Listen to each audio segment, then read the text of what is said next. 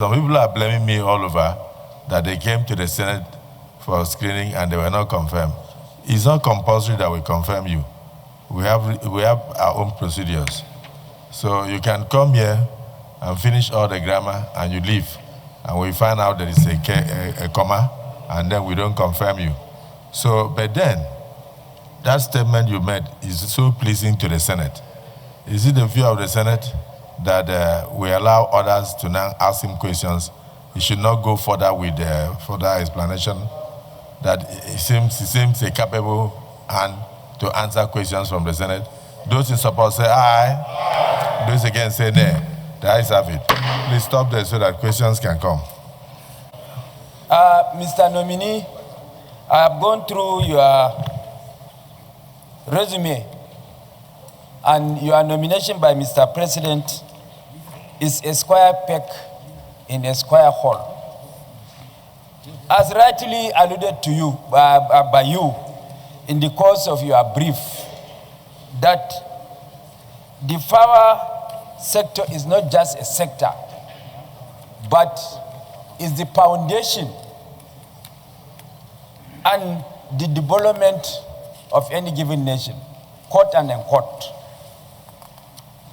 And I also want to add that adequate power supply is sine qua non to the developmental aspiration of any nation, because adequacy of power supply has the concomitant and attendant effect of not only industrialization of the country, but also reducing the cost of production, making our goods and services more competitive in the international market, thereby creating more employment, reducing the ugly scenario of insecurity, and what have you.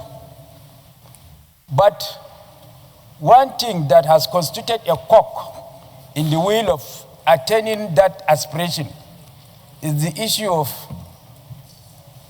grid collapse that has become a recurring decimal in this country, thereby affecting our noble quest for industrialization. And also the inability of the transmission sector to adequately transmit what has been generated by the GENCOs to the discos.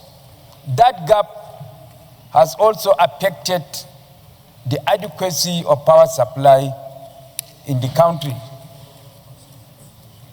Based on your vast experience as a consultant, what will you bring to bear on the power sector with a view to ameliorating all these problems that I have enumerated? And then coming home closer,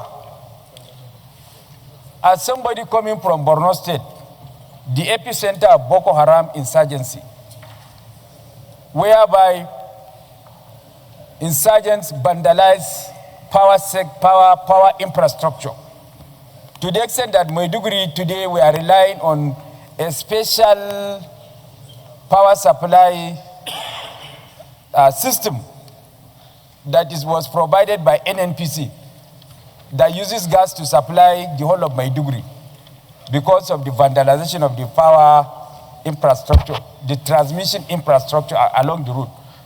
As a Minister of Power, what solution are you going to bring in order to nip in the bud this issue of vandalization of power infrastructure that goes to the northeast by bandits, thereby depriving northeast and particularly Borno State from adequacy of power supply? Thank you. Sir Minister Nominee,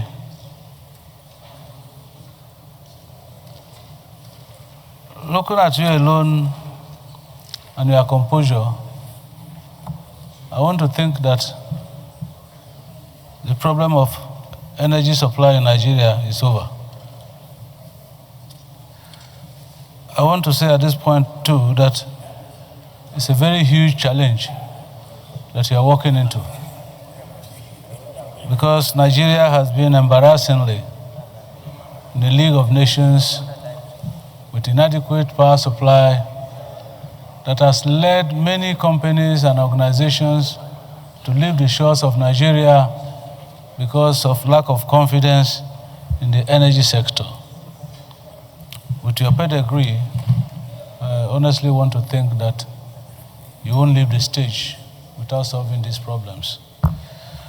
There are a few critical areas for the purpose of emphasis that some of us would want you to address, at least to instill some level of confidence in Nigerians that you will be capable of solving their energy problems. And so I want to ask, given the circumstances in which we find ourselves, how will you address the liquidity crisis and the sector debt crisis in the power sector? Thank you very much.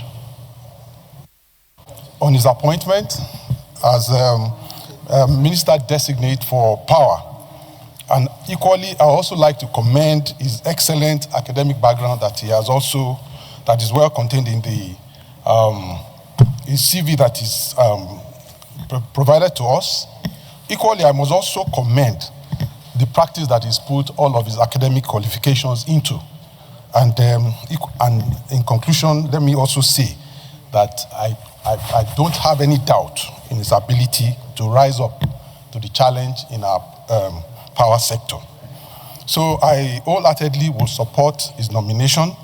But before I conclude, let me say that it will be important for the nominee to just, given your background and your excellent background, to also, and I can see that you are prepared because you are also on the verge of also reeling out all of your plans for the sector. But one thing that I'd like you to share with the Nigerian public is specifically what kind of timelines that you want to put behind these deliverables, both in terms of, in terms of the country achieving energy sufficiency and reliability. Thank you, Mr. Chairman, Mr. President, and my distinguished colleagues. Thank you. Abamoro.